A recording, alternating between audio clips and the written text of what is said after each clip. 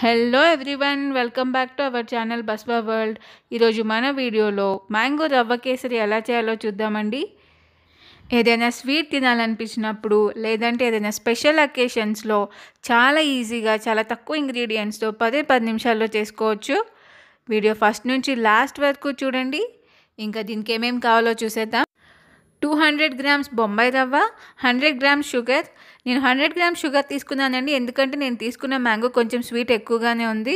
కొద్దిగా నెయ్యి, dry fruits, ఇంకా ఒక పెద్ద మ్యాంగో తీసుకుని దాని పీల్ తీసేసి ఒక చిన్న చిన్న ముక్కలుగా చేసుకొని మిక్సీ జార్లో వేసుకొని ఇలా ప్యూరీ లాగా చేసుకోవాలి.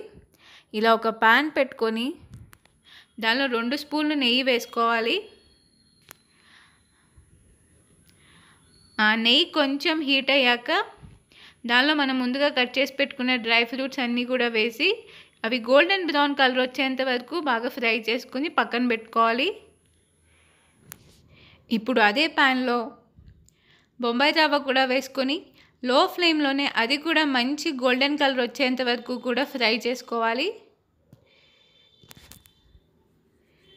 ఇలా మంచి గోల్డెన్ కలర్ వచ్చిన తర్వాత దీన్ని కూడా తీసి పక్కన పెట్టుకోవాలి. ఇప్పుడు ప్యాన్లో 1/2 లీటర్ వాటర్ పోసుకొని దానిలో కొద్దిగా నెయ్యి వేసుకోవాలి.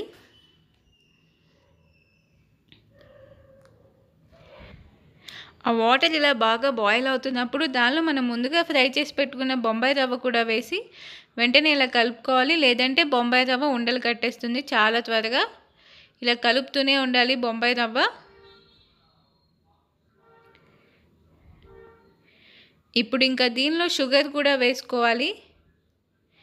నేను తీసుకున్న బొంబాయి రవ్వ క్వాంటిటీకి 100 గ్రామ్స్ షుగర్ కరెక్ట్గా సరిపోయిందండి, ఎందుకంటే నేను తీసుకున్న మ్యాంగో కొంచెం స్వీట్గానే ఉంది కాబట్టి మీరు తీసుకున్న మ్యాంగోని బట్టి మీరు షుగర్ అనేది అడ్జస్ట్ చేసుకోండి.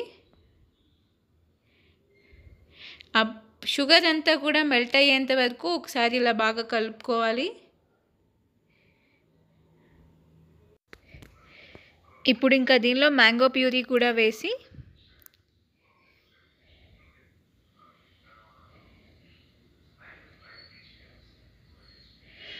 ఆ మ్యాంగో అంతా కూడా కేసరిలో మిక్స్ అయ్యేంత వరకు బాగా కలుపుకోవాలి.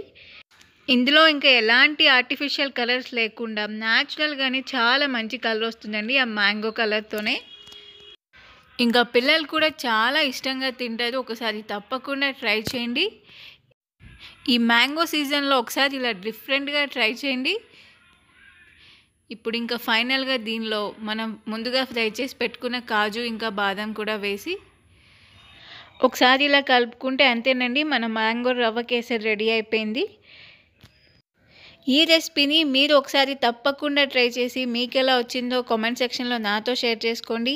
ఇంకా ఇలాంటి మంచి మంచి రెసిపీస్ కోసం మన ఛానల్ని సబ్స్క్రైబ్ చేసుకోండి. పక్కనే ఉన్న బెల్ని కూడా ఆన్లో పెట్టుకోండి. ఇంకా మీ ఫ్రెండ్స్ అండ్ ఫ్యామిలీతో కూడా షేర్ చేసుకోండి. వీడియోకి తప్పకుండా ఒక లైక్ చేయండి. Will meet in next video with one more yummy recipe. Thanks for watching.